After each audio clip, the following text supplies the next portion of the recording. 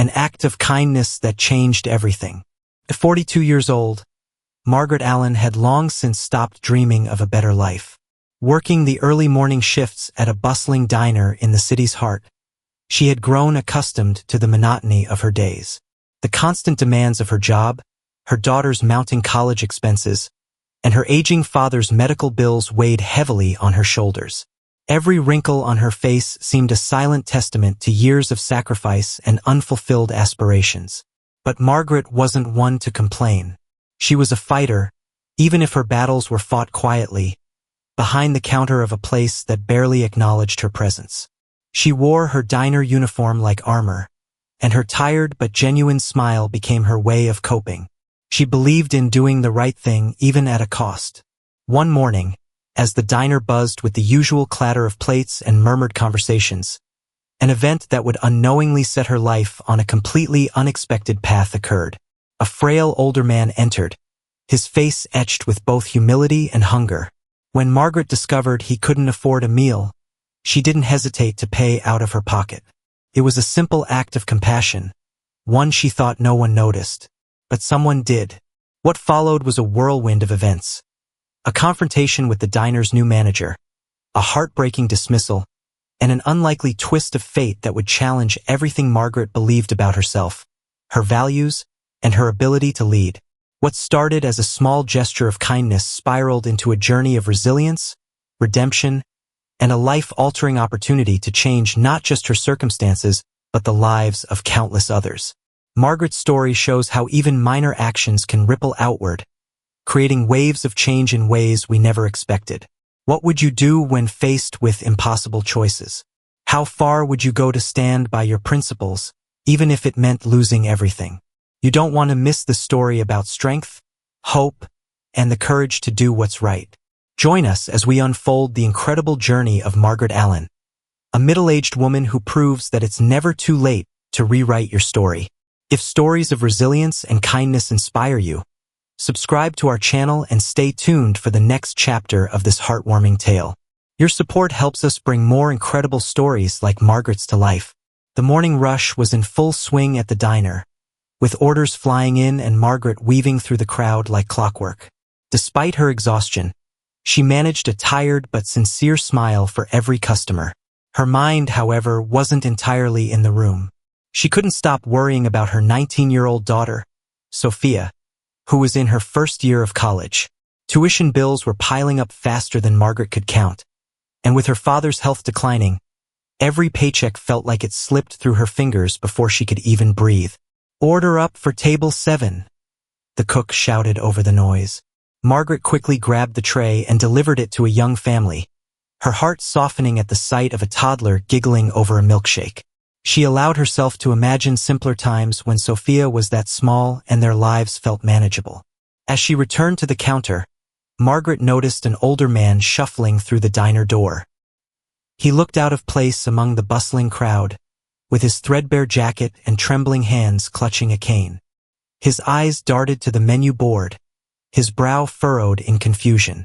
Margaret's instinct kicked in, and she approached him with her usual warmth. "Good morning, sir. Can I help you with something?" she asked gently. The man hesitated, then nodded. "I'd like a cup of coffee and maybe a sandwich. Something small," he said, his voice shaky but polite. Margaret began ringing up the order, but when it came time to pay, the man's hands fumbled through his pockets, pulling out a small handful of coins. "I'm sorry," he mumbled, his face red with embarrassment. "I thought I had enough. I'll leave." Margaret felt her chest tighten. It was a familiar pain that came from watching someone struggle with dignity. Without a second thought, she reached into her apron pocket, pulling out her wallet. "It's on me," she said softly, swiping her card. The man looked up, his watery eyes wide with surprise. "Oh no, I couldn't," he began, but Margaret interrupted him with a reassuring smile. "Please, let me. We all need a little help sometimes," she said. "Enjoy your meal." The man's eyes glistened with gratitude as he whispered a heartfelt, "Thank you." He took his tray and found a quiet corner, savoring each bite like a feast. Margaret returned to her duties, feeling a bittersweet warmth in her chest. She knew she'd miss those few dollars, but the thought of the man going hungry weighed heavier. Margaret didn't notice the sharp, calculating gaze of Greg, the new manager, who had been watching the interaction from his office window. Margaret's shift dragged on, and by the time the lunch rush ended, her feet ached, and her back felt like it had been carrying the weight of the world. As she began wiping down tables, Greg appeared at the kitchen door, motioning for her to follow him to the back office. Her stomach sank. She hadn't had many interactions with Greg since he took over management a few weeks ago, but his stern demeanor and sharp tone made her uneasy. She followed him, trying to steady her nerves. "Take a seat," Greg said, closing the door behind her. His voice was clipped, and his expression betrayed no warmth. "I need to discuss something with you." Margaret perched on the edge of the chair, her hands folded tightly in her lap. "What's wrong?" she asked. "I was informed that you paid for a customer's meal out of your pocket today," Greg began, his tone cold. "Is that true?" Margaret blinked, taken aback. "Yes, sir. It was an older man who didn't have enough money. I couldn't just let him leave hungry." Greg sighed heavily, leaning back in his chair. "While I understand your intentions, that's against company policy. We can't allow employees to pay for customers. It sets a precedent we can't afford." Margaret felt her throat tighten. "It was just this once," she said, trembling. "I promise it won't happen again." Greg's expression hardened. "Margaret, this isn't the first time you've bent the rules. You've been late several times recently because of your family issues. We need employees who can follow the rules to the letter." "But sir." "I'm sorry," Greg interrupted, handing her a tiny envelope. "We have to let you go." The words hit Margaret like a punch to the chest. She stared at the envelope, her mind racing with panic. "Please, I need this job. My daughter, my father," she stammered. Greg stood, signaling the conversation was over. "Turn in your uniform before you leave."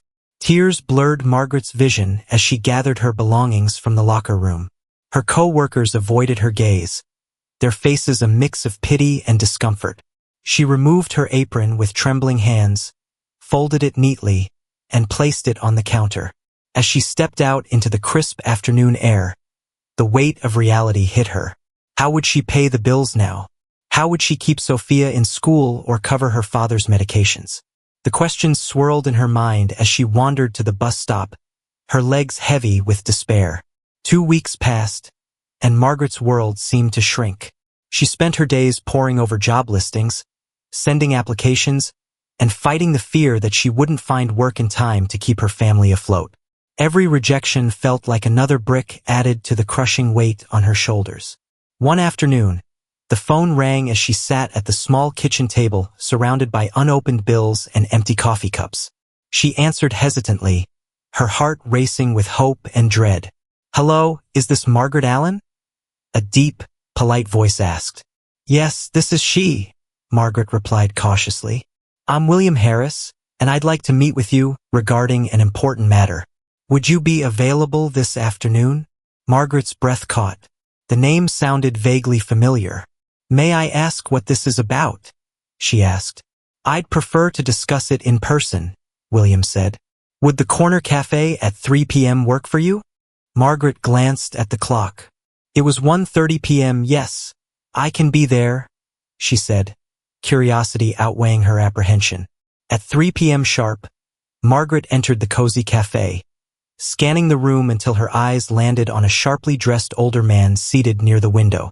He stood as she approached, extending a hand with a warm smile. "Ms. Allen, thank you for meeting me," he said. "I'm William Harris, the diner franchise owner where you worked." Margaret's eyes widened in shock. "The owner?" she stammered. I didn't realize." William gestured for her tog sit. "Please let me explain. 2 weeks ago, you helped an older man who couldn't pay for his meal. That man was my father." Margaret froze, her mind racing. "Your father?" William nodded. "He told me about your kindness, and when I learned that you were fired for it, I was furious. That's not how I want my business to be run." Margaret's heart began to pound as William leaned forward, his expression earnest. "I'm here to offer you something better. I want to make you the general manager of that diner." The words hung in the air, surreal and almost unbelievable. Margaret stared at him, struggling to process what he had just said. "Me? A manager? I don't know if I'm qualified." William smiled. "You have compassion, integrity, and a strong work ethic. The rest can be learned. What do you say?" Margaret felt tears prick her eyes as hope bloomed in her chest for the first time in weeks. I don't know what to say, except yes. Thank you." As she shook William's hand, Margaret couldn't help but feel like her life was about to take a turn she never anticipated. For the first time in years, the future didn't seem so bleak. But what Margaret didn't know was that this new opportunity would bring challenges she couldn't yet imagine, testing her resilience and leadership in ways she never thought possible. Margaret stood outside the diner, her heart pounding as she clutched the keys to her new office. The familiar neon sign above the door glowed in the morning light, but today, it felt different. This wasn't just a place of employment anymore. It was her responsibility. Her daughter Sophia's voice echoed in her mind from earlier that morning. "Mom, you'll be amazing." They couldn't have picked a better person. The encouragement had given her strength, but as Margaret pushed open the door, the weight of her new role pressed on her shoulders. Inside, the atmosphere was a mix of curiosity and tension.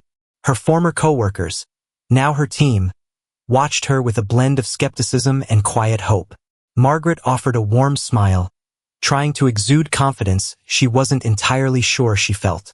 "Good morning, everyone," she greeted, her voice steady.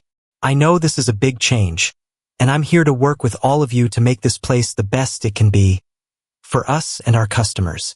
As the team murmured their responses, Greg, the former manager, approached her with a forced smile. "Margaret, welcome back. I'll be here to help with the transition." His tone was cordial, but his stiff posture betrayed discomfort. "Thank you, Greg. I appreciate your support," Margaret replied, though she couldn't shake the feeling that his cooperation wouldn't come without challenges. The day unfolded with Margaret diving into her new responsibilities. She reviewed schedules, inventory reports, and staff feedback. It quickly became clear that the diner had been running on outdated systems and rigid policies. Margaret's first task was implementing changes to improve efficiency and boost morale. During the lunch rush, she decided to step in and help on the floor. Grabbing an apron, she joined the staff in taking orders and delivering meals, much to her co-workers' surprise. "What are you doing here, boss?" asked Sandra, a young waitress, her tone a mix of curiosity and amusement. "We're a team, Sandra," Margaret smiled, "and teams help each other out." As the day ended, Margaret gathered the staff for a quick meeting. "Thank you all for your hard work today," she began. "I know change can be unsettling, but my door is always open if you have ideas or concerns. We'll make this diner a place we're all proud of." While some, like Sandra, seemed encouraged, others, including Greg and Tom, a longtime cook, exchanged doubtful glances. Margaret knew earning their trust would take time, but she was ready to prove herself. Margaret arrived at the diner 2 weeks into her role to find chaos. The cash register systems were down, the kitchen appliances were malfunctioning, and a group of impatient customers crowded the counter. Lisa, the head waitress, approached Margaret with a panicked expression. "Margaret, we can't process card payments, and the grill is barely working," Lisa exclaimed. Margaret took a deep breath, forcing herself to stay calm. "All right," she said firmly.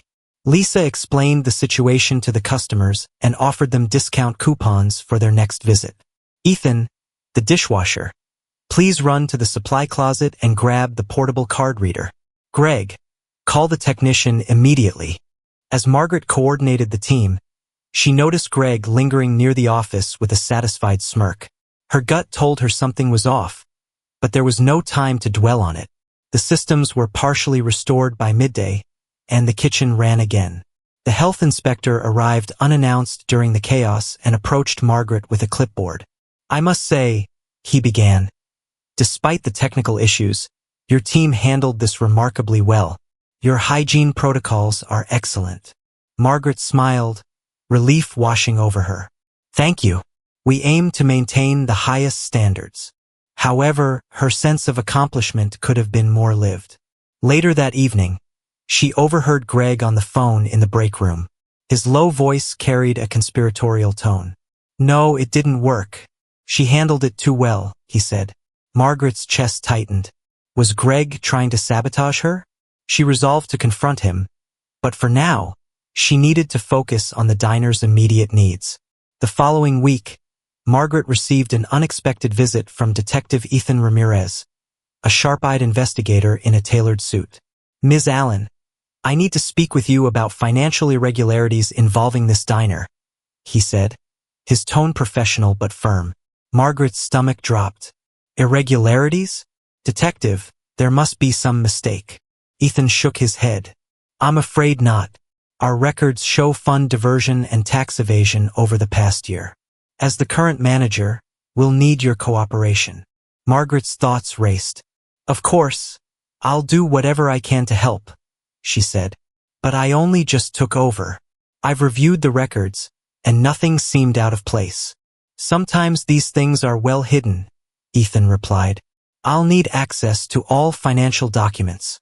That evening, determined to uncover the truth, Margaret locked herself in the office and combed through every receipt, invoice, and ledger.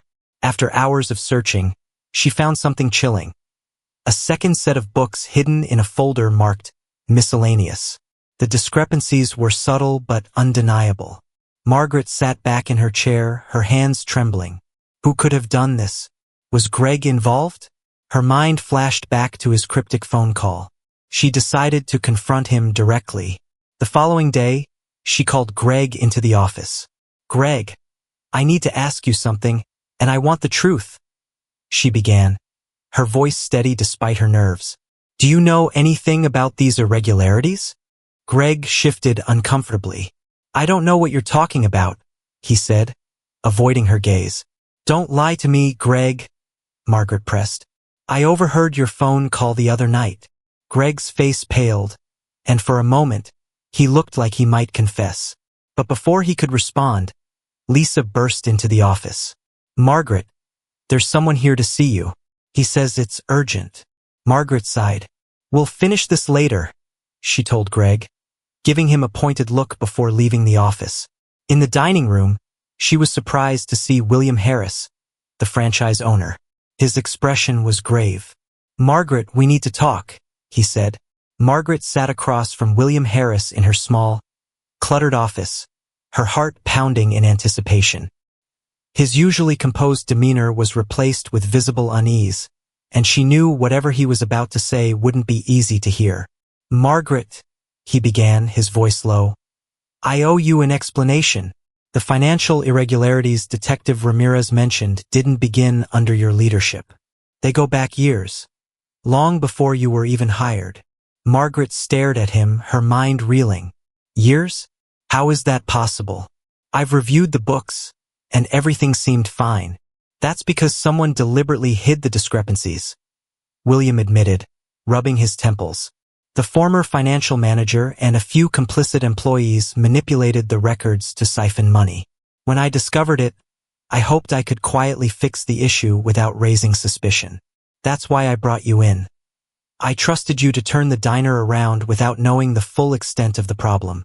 Margaret felt anger rising in her chest. You used me, she said, her voice trembling. You put me in a position where my integrity could be questioned without even warning me. William looked ashamed. You're right, and I take full responsibility. I thought I could handle it alone, but it's clear now that the problem is too big. I need your help to make things right. Margaret leaned back in her chair, trying to process the revelation. Her instincts told her she couldn't walk away, not when the livelihoods of her team and the diner's reputation were at stake. But the betrayal stung. I'll help, she finally said, her voice firm. But we do this my way, with complete transparency. No more hiding, no more covering up. William nodded, a flicker of relief crossing his face. Agreed. Whatever you need, you have my full support. The following day, Margaret gathered her team in the dining area before opening hours. The tension in the room was palpable as the employees exchanged nervous glances. Even Greg, who usually exuded arrogance, looked uncomfortable. "Thank you all for coming," Margaret began, her voice steady despite the moment's wait. "I need to be honest with you. There's an ongoing investigation into financial irregularities at this diner. These issues date back several years, and while they didn't happen under my management, I've decided we need to confront them head-on."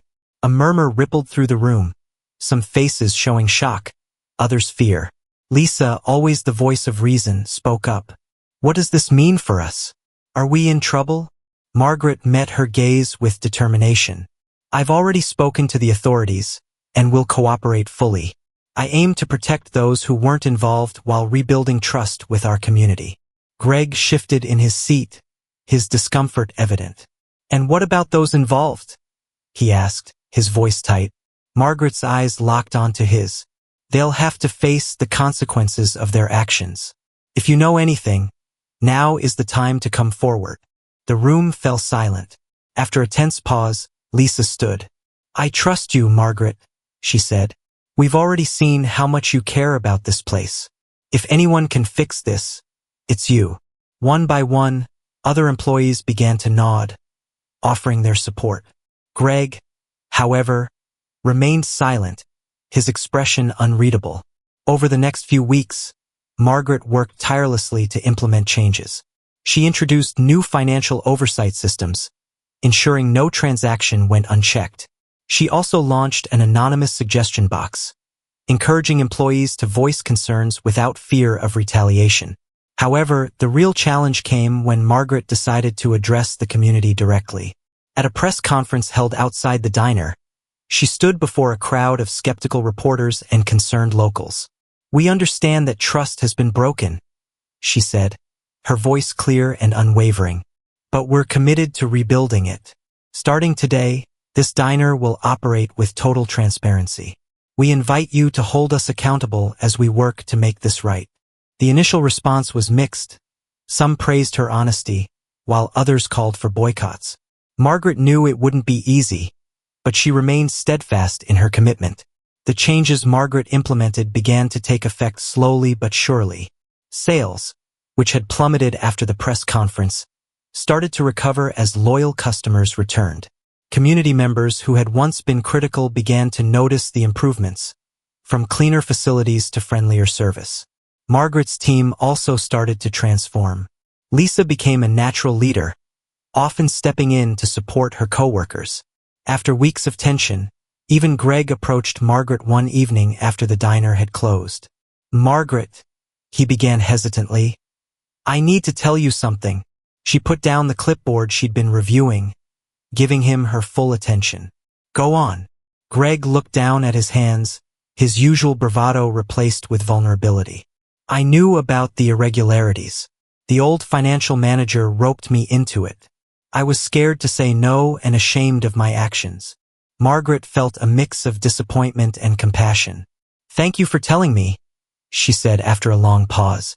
"You'll need to speak with Detective Ramirez, but if you're honest and cooperative, I'll do what I can to help." Greg nodded, tears brimming in his eyes. "I'm sorry, Margaret, for everything." As Greg left, Margaret felt a glimmer of hope. The diner's culture was changing one person at a time.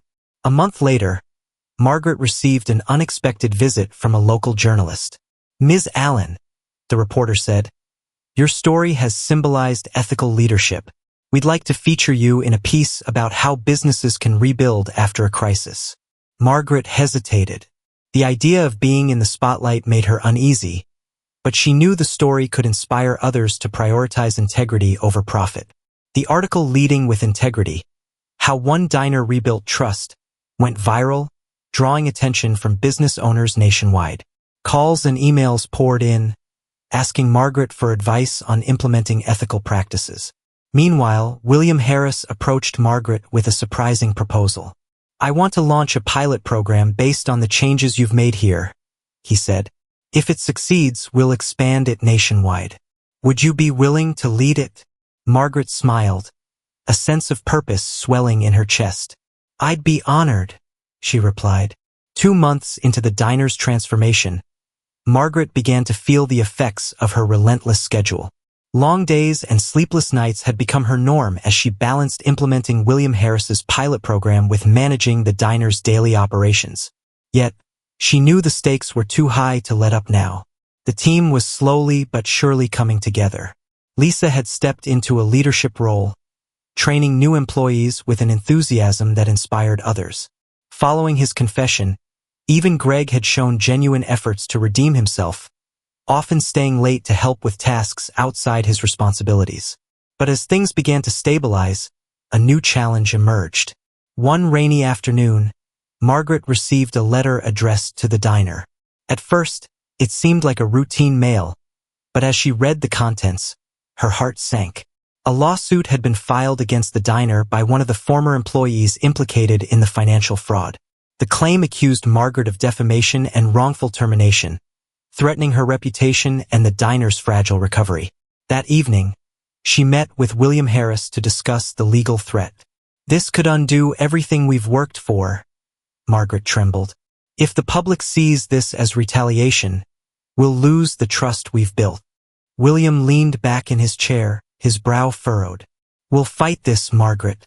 You've done nothing wrong, and the evidence is on your side." "But it's not just about winning," Margaret countered.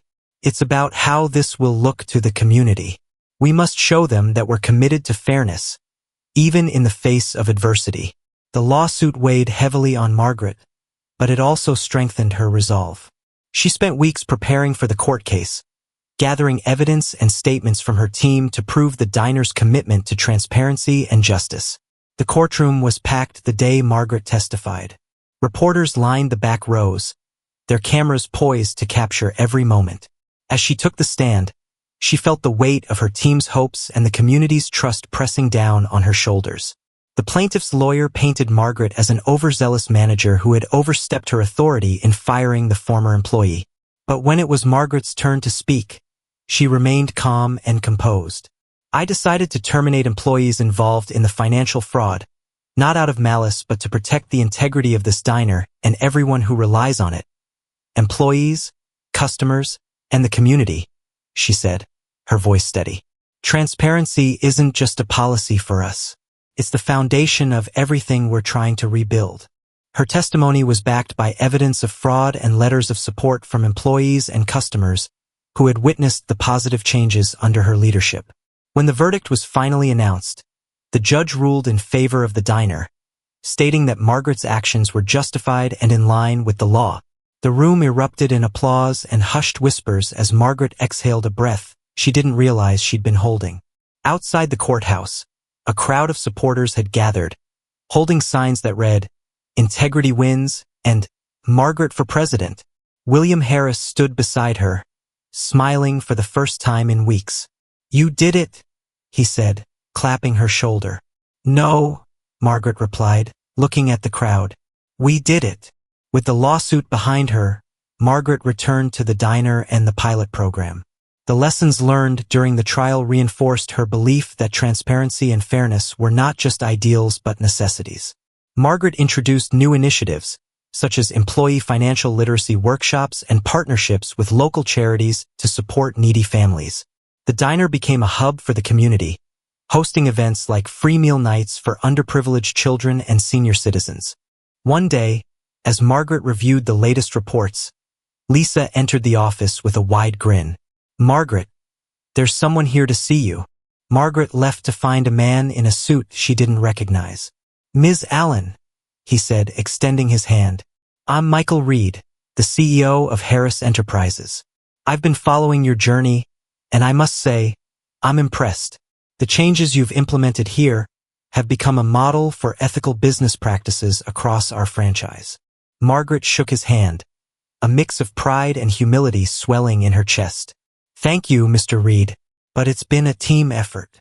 "That's exactly why I'm here," Michael said. "We'd like you to oversee the national rollout of this program. Your work here has proven that ethical practices and community engagement aren't just good policies, they're good business." The offer was tempting, but Margaret hesitated. Her heart was with the diner and the people who had become family. "I'm honored," she said carefully, "but I feel my work here isn't finished." Michael nodded as if he'd anticipated her response. "Then how about this? You stay here and lead the program from the ground up. We'll use this diner as the pilot location and expand from there." Margaret's face lit up. "That sounds perfect." The final chapter, A Brighter Tomorrow. A year later, the diner was unrecognizable.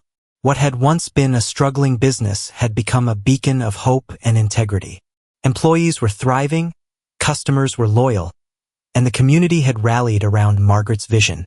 During the diner's transparency anniversary celebration, Margaret stood before a packed dining room, her heart full as she looked out at the faces of her team, her family, and the community that had supported her.